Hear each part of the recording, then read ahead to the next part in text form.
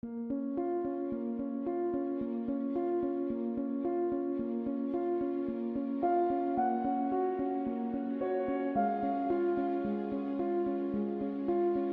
one of the key things, which was a big shift in my own approach of how I look at learning itself, is that learning is actually not about the subject. It is actually about the human being.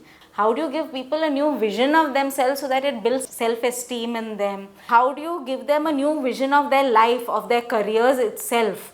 How do you actually build cognitive abilities in people and build dynamic capacity in people so that in motion you're able to dynamically engage and respond to things completely differently. So these are some examples of the kind of learning that we enable people to do. So the learning practice at Illumine is applied in different contexts. So for example, in the corporate context, we worked with R&D engineers so that they can develop the underlying mind of an innovator, and that helps them unlock their ability to innovate more and more in their work.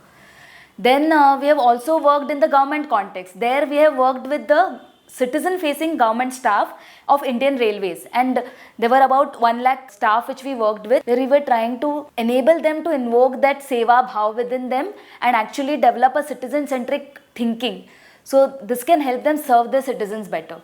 And we have also worked with school children, and there we have helped them develop a new vision of who they are and see themselves in terms of these infinite possibilities that they have as a person, helping them develop the capability to respond to their day-to-day challenges in a more positive and dynamic way.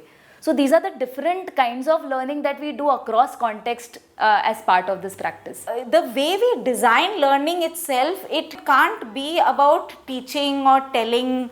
I have to discover it for myself. I have to arrive at my own answers. I have to, see that this is the world I want to actually walk into or live in now. So the challenge of learning is how do you construct these spaces for discovery for people so that new knowledge assimilates into people's lives. The challenge complexifies when we are saying that how do you actually make this happen at scale? How do you make such quality of learning available to the mass of people who need to actually get it? Then you need to actually bring in architecture. You need to bring in an engineering, a precision into how that learning gets designed, because it's like moving from that mud hut to a skyscraper. Now a skyscraper requires engineering.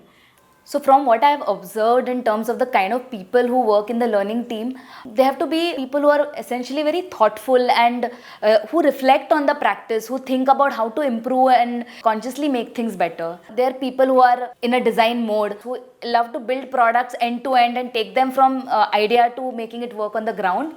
And most importantly, based on my own experience of working here for so many years, and what I have learned is that you have to be very open-minded, willing to unlearn what you know and what has worked in the past, and willing to question your own assumptions about things, because only then can you look at something fresh and take it to the next level.